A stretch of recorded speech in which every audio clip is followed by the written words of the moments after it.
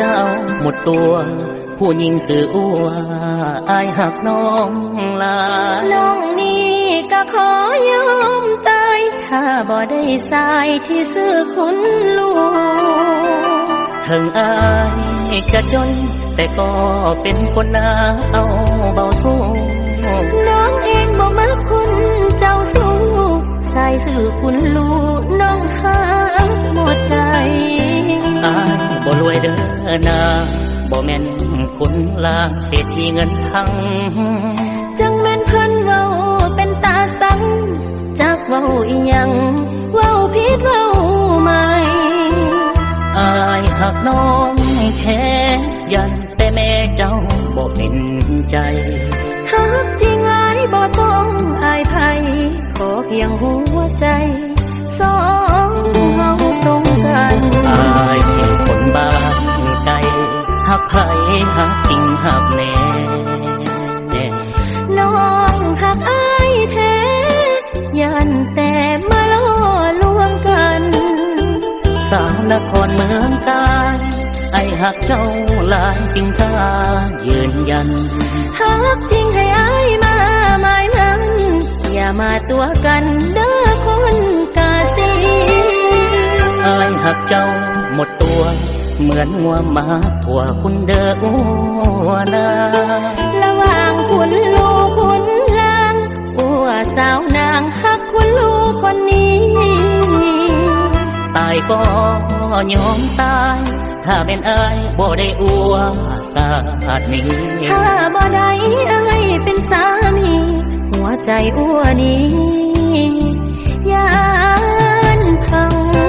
ทลาย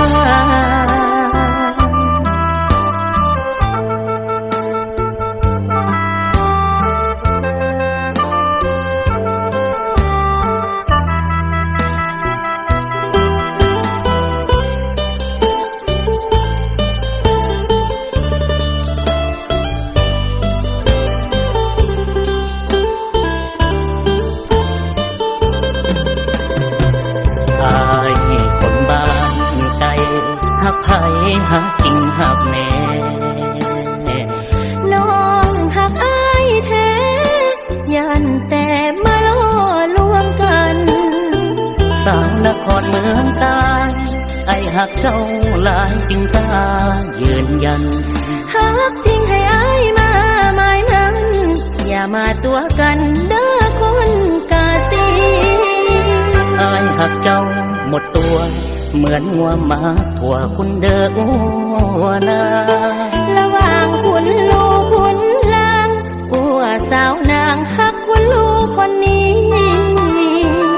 ตายก็ยอมตายถ้าเป็นอายบ่ได้อัวสาดนี้ถ้าบ่ได้อายเป็นสามีหัวใจอัวนี้ยานพังทลาย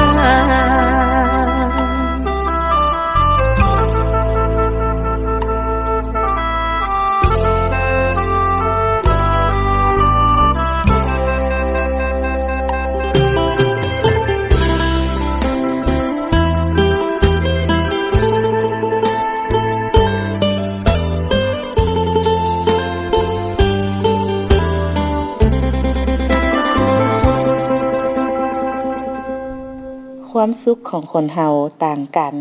ดังนั้นอย่าเอามาตรฐานของเฮาไปตัดสินคนอื่น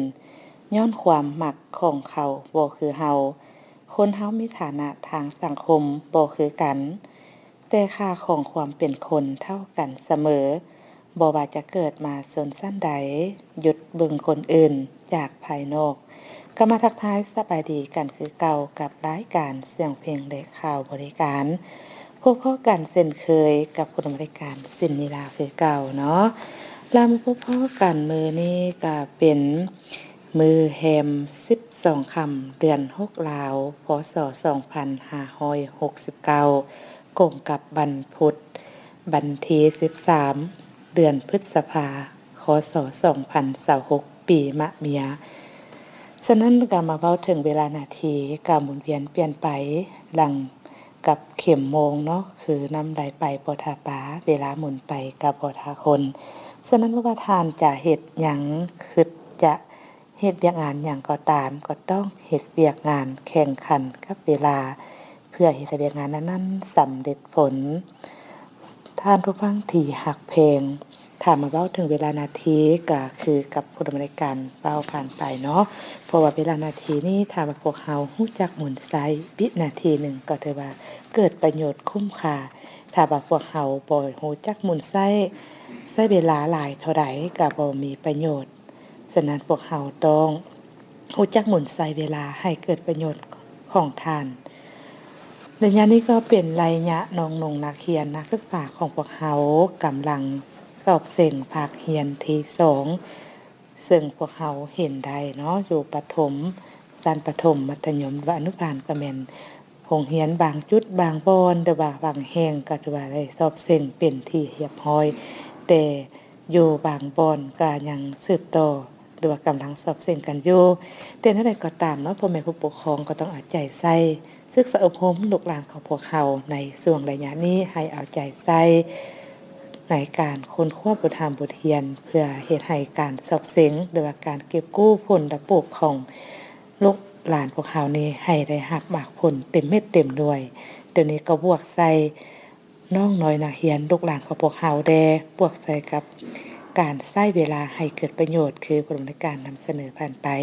ฉะนั้นก็ต้องยัดแย่งเวลาให้เกิดประโยชน์สูงสุดบ่ควรดิ้นกินเที่ยวหรือว่าเฮฮากับการดิ้นโทรศัพท์เพลิดเพลินกับการดิ้นเกมต้องหันหน้าเข้ามาสู่การค้นคว้าบทเรียนแล้วเคียงคู่กันนั้นการที่ว่าไปโรงโรงเรียนหรือว่าไปไสก็แล้วแต่ต้องมีสติในการขับขี่เด้อเพราะว่าการขับขี่รถรางพาหนะก็นับมือนับเพิ่มขึ้นเฮ็ดให้การสัญจรนับมือนับสับสนแออัดซึ่งพวกเฮาสามารถสังเกตเบิ่งเห็นได้ตอนเช้าหรือว่าตอนเลิกการอยู่ตาม3แยก4แยกก็จะมีรถติดกันสับสนปนเปกันอยู่แต่ว่าทุกคนมีสติหรือว่าทุกคนให้เกียรติซึ่งกันและกันปฏิบัติกันกฎระเบียบการสัญจรก็ถือว่าหลีกเลี่ยงอุบัติเหตุเกิดขึ้นได้เนาะแต่ก็บ่เสมอไปเด้ถ้าว่าพวกเฮาประมาทก็แน่นอนสิ่งที่พวกเฮาบ่ปรารถนา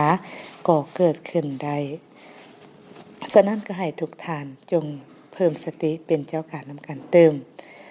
แล้วมื้อนี้ก็เช่นเก่าเช่นเคยผู้ดำเนินการก็มีสาระหูแดบวกกับเสียงข่าวเสียงดำท้องถิ่นมาสลับสับเปลี่ยนเพื่อเป็นการสร้างความรู้เหมือนซื่นแล้วก็เป็นการผ่อนคลายความอิดเมื่อยแล้วก็มาโอ้มาลมมาเว้ามาว่าแลกเปลี่ยนความคิดเห็นนำกันเติมบ่าจะเป็นแนวใดรายการของพวกเฮานี่เด้มีหยังแดที่ว่าถ้าบางท่านหรือว่าหลายท่านผู้ใดคนที่ติดตามก็สามารถ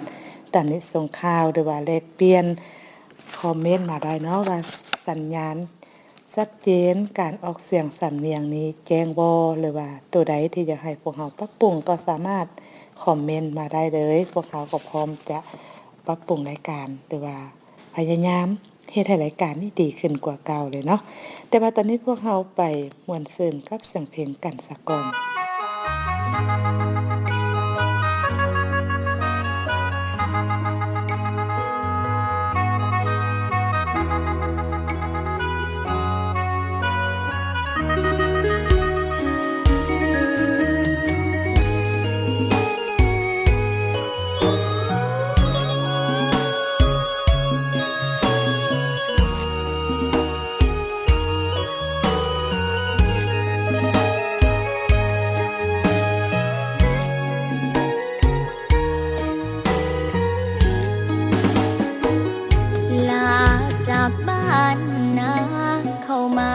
ศึกษา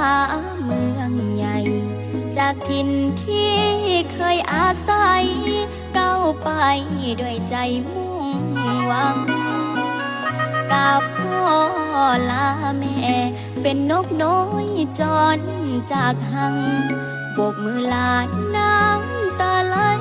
หลังอดกันเอาไว้บ่ไหวเส้นทางยาวไกลแต่เส้นใสคือใบปากกามาเฮียนเอาความสามารถอยากสำใดขอสู้ต่อ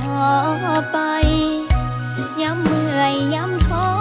มีหูกแม่พ่อต่อกำลังใจกัดแขวสู่ปัญหามากมายอยากสำใดลูกบ่ไหววันอยู่สถาบันสุขสวัสดิ์สร้างสรรค์คนดีหลักสูตรความรู้มากมีลูกเจ้าคนนี้ได้เรียนทุกวันบ่ต้องเป็นห่วงลูกก็ได้เด้อคิดฮอดคือกันบ่ลืมสัญญาเฮานั้นสิเต่ากับหันเมื่อถึงเส้นชัยคิดฮอดยามใดน้ำตาไหลลงอาบแก้มเปิดโทรศัพท์นั่งแนมขอหาแม่พ่อต่อกำลังใจบ่นานเกินรอลูกเจ้านี่น้อสิขึ้นกลับไปเอาปริญญาที่ลูกฝันไว้เมื่อฝากดวงใจอยู่บ้านของเฮา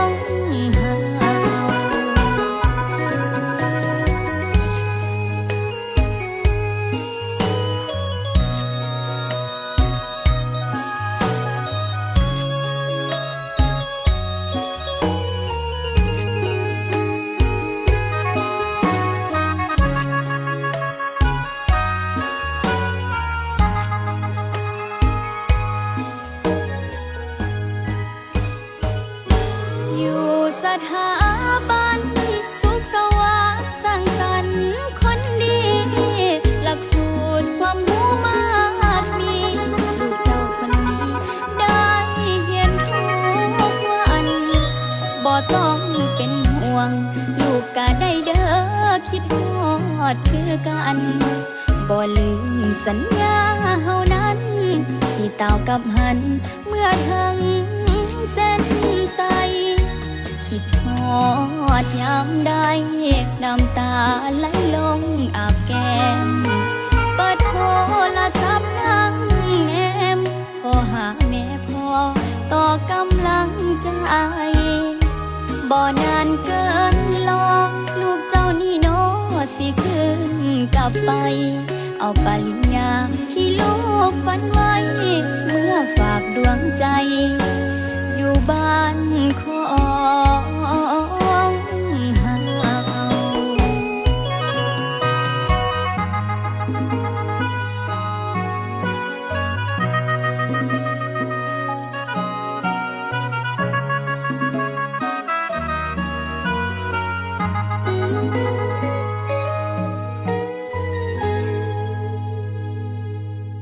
เจ้าคณะนิทานพวมให้เกียรติติดตามมาฟังรายการเสียงเพลงและข่าวบริการ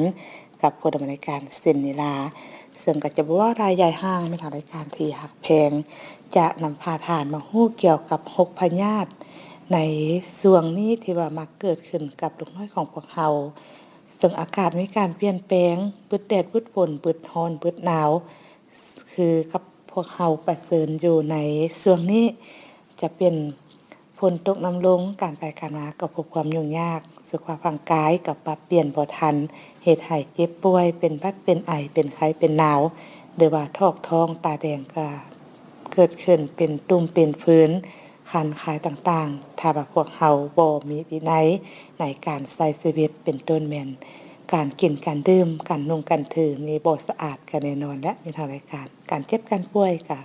เกิดขึ้นได้ทุกเวลาเพราะว่าภูมิต้านทานของพวกเฮานี่บ่คือกันบางคนก็แข็งแรงบางคนก็ออดๆแอดๆมีพยาธิแทรกซ้อนก็จะเฮ็ดให้เจ็บป่วยกระทันหันหรือว่าเจ็บป่วยได้ง่ายเนาะฉะนั้นมาฟังนํกันเลยว่าพยาธิที่มักเกิดขึ้นพวกเฮาได้ประสบพบพบหลายอย่างก็คือพยาธิไข้หวัดก็ถือว่าเป็นโรคที่สามารถเกิดขึ้นได้กับคนทุกเพศทุกวัยทั้งผู้ใหญ่และเด็กน้อยโดยมีไข้สูงหนาวสั่นปวดหัวไอเบื้องต้นถ้ามีอาการเหล่านี้ควรให้ลูกนอนพักผ่อนหลายๆดื่มน้ำดุๆใส่ผ้าซุบน้ำอุ่นเสร็จโตกินยาลดไข้ภายใน 2-7 มื้อถ้าว่ายังบ่ดีขึ้นให้รีบพาลูกไปหาหมอทันทีเพราะอาจจะมีอาการอย่างอื่นนำโ รือเว้าอย่างหนึ่งก็ย่านมีอาการแทรกซ้อนเนาะและพยาธิปอดบวมสำหรับพยาธิปอดบวมนั้นก็จะเริ่มมีอาการไอแน่นหน้าอกไข้สูงและก็หายใจหอบเป็นโรคที่ต้องได้รับการรักษาอย่างทันทีเพราะเป็นสาเหตุการเสียชีวิตหลายที่สุดในเด็กอายุต่ำกว่า5ปีลงมาพยาธิโรคหัดพยาธิตัวนี้ก็จะเกิดขึ้นกับคนหรือว่าสัตว์ก็มีเนาะจะมีไข้สูงน้ำมูกไหลไอตาแดงมีผื่นขึ้นภายหลังที่ว่ามีไข้ประมาณ4มื้อจากนั้นผื่นก็จะกระจายทั่วตัวโดยผื่นนี้จะจางหายไปภายใน2อาทิตย์เราควรแยกเด็กที่ป่วยเป็นหัดหรือว่าโรคหัดนี้ออกจากเด็กคนอื่นๆประมาณ1อาทิตย์พยาธิหัดเยอรมันจะมีพยาธิโรคหัดธรรมดาแล้วก็พยาธิหัดเยอรมันเนาะโรคชนิดสามารถเป็นได้ทั้งผู้ใหญ่และเด็กน้อยก็จะมีอาการไข้ออกผื่นคล้ายคือกับโรคหัดบางคนนี่บ่มีผื่นขึ้นและพยาธิอีสุกอีใสตัวนี้พวกเราเคยเห็นเนาะไปทางรายการพยาธิอีสุกอีใสส่วนหลายก็จะเกิดขึ้นกับเด็กน้อยไปโรงโรงเรียนก็จะมีการติดต่อกันในพยาธิตัวนี้ซึ่งเริ่มไข้ต่ำๆต่อมาก็จะมีผื่นแดงตุ่มนูนขึ้นทั่วโตแล้วเปลี่ยนเป็นตุ่มพองใสดังที่ว่ามีไข้2-3 มื้อจากนั้นประมาณ5-3 มื้อตุ่มจะเป็นหนองได้แห้งตกสะเก็ดหลุดออกมาเองเด็กน้อยที่ป่วยควรตัดเล็บให้สั้นเพื่อป้องกันการอักเสบจากการเกาผื่นและพยาธิอุจจาระร่วงตัวนี้ก็หลายท่านก็คงจะโหนำกันเนาะส่วนหลายก็จะเกิดจากเชื้อไวรัสที่มีชื่อว่าโดตาไวรัสมักเกิดกับเด็กน้อยอายุต่ำกว่า2 ปีติดต่อโดยการดื่มน้ำหรือกินอาหารที่มีเชื้อไวรัสปนเปื้อนและมีอาการถ่ายเหลวหลายเทื่อควรให้กินอาหารเหลวสดเสยเช่นบางน้ำข้าวต้มน้ำแกงจืดนมแม่หรือผสมนมผงให้เจือจางลงครึ่งนึงจนกว่าอาการจะดีขึ้นส่วนใหญ่ก็จะเกิดขึ้นใน8-12 ชั่วโมงยาวคือกระผมในการนำเสนอผ่านไปพยาธิที่เกิดขึ้นนอกจาก6พยาธินี้ก็ยังมีหลากหลายพยาธิที่เกิดขึ้นนำพวกเฮาฉะนั้นต้องเบิ่งแยงอาหารการกินให้สะอาดถูกต้องตามหลักการอนามัยสิ่งสำคัญเนาะต้องกินอาหารให้ครบตามหมวดหมู่เพื่อเป็นการเสริมภูมิคุ้มกันถ้าว่าสุขภาพร่างกายแข็งแรงพยาธิต่างๆเกิดขึ้นกับเฮาก็เกิดได้น้อยฉะนั้นก็ต้องเบิ่งแยงตนเองคนที่ทานหักนำเนาะจะมาเบิ่งเวลานาทีจากทางรายการฮอดนี้เวลามืดเบิดเวลาพอดีปิดท้ายรายการให้ทานไปม่วนซื่นกับเสียงเพลงกันเติมลาท่านผู้ฟังไปก่อนเด้อพบกันใหม่มื้อหน้าโมงเก่าแบบนี้สำหรับวันนี้สบายดี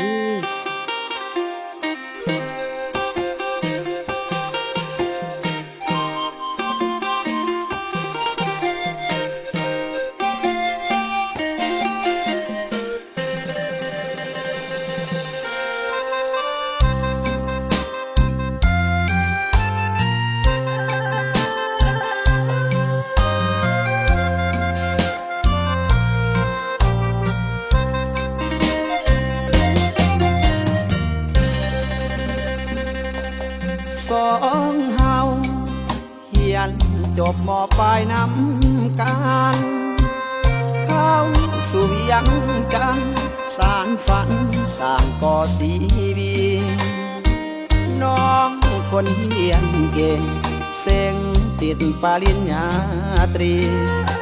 นักเขียนข้างห้องหลายปีคืออ้ายนี้ขายแห้งเลี้ยงกายหาเงินส่งเจ้าเฮียนปริญญาหวังความวิวาสร้างอนาคตสดใสค่าเทอมกู้แบงเก็บค่าแห้งมาผ่อนคิดอายห้องเศร้าอดออมยอมใจไอโฟนซื้อให้ได้เงินใส่โอย4 ปีถึงวันนี้น้องเป็นบัณฑิตได้งานดีสมดังใจคิดแต่ว่าสิทธิ์ของอ้ายเอ็นอวย หนุ่มหน้าตาดีมีดีกรีแถมเป็นคนรวยมาแซงแย่งใจคนสวยอ้ายคนห่วยห่วยถึกน้องทิ่มใจส่งน้องเฮียนจบปริญญาตรีหวังให้คนดีมอบดีกรีปริญญาใจเฮาไปด้วยกันถึงฟังฝันน้องมานีกายใบประกาศปริญญาใจอ้ายเส้นหับไปด้วยหอยน้ำตา